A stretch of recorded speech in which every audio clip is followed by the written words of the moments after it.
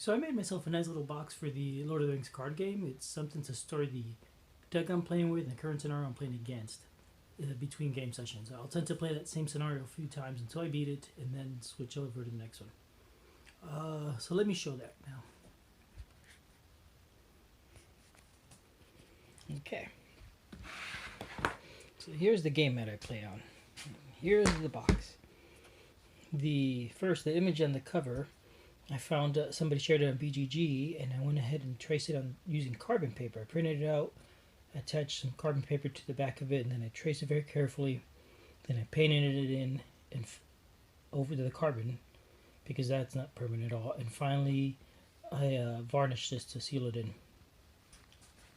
So we open the box. This box I bought on Amazon or eBay. It's about 8 by 8 inches, which is about the same size as an adventure deck. Inside there's a few trays. These are little wooden trays. There's my counter, my threat counter. I can take off the tray. It's wood. It's got felt on the bottom. Everything's got felt.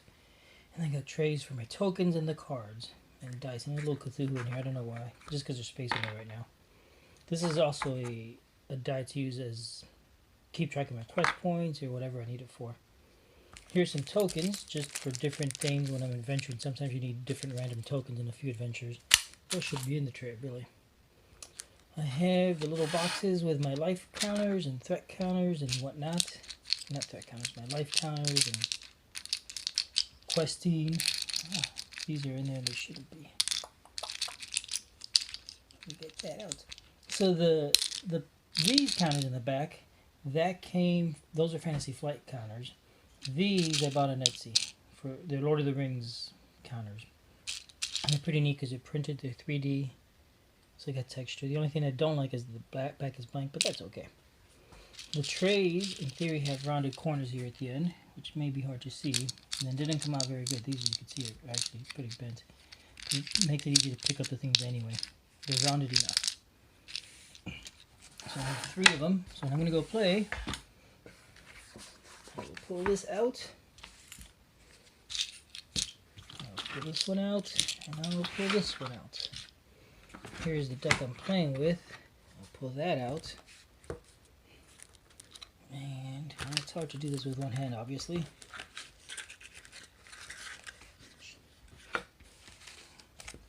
But here's my heroes. I'm playing the Hobbit adventure right now.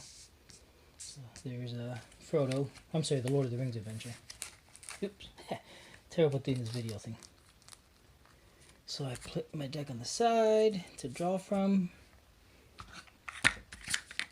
Over here's the encounter that I'm going to play against. And the encounter cards.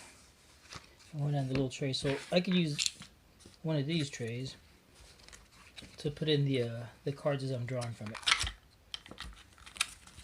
Alright, so I can hand it, and here's another one for the discard. So as I'm playing, I'll have all that. I have my heroes on the play mat, and then I'll be able to start playing.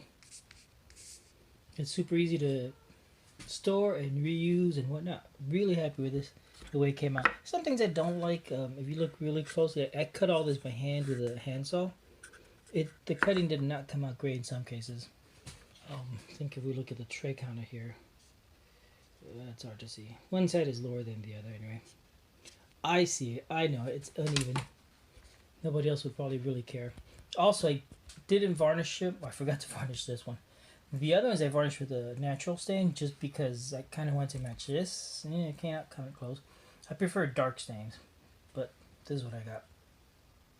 So now I am ready to play the game.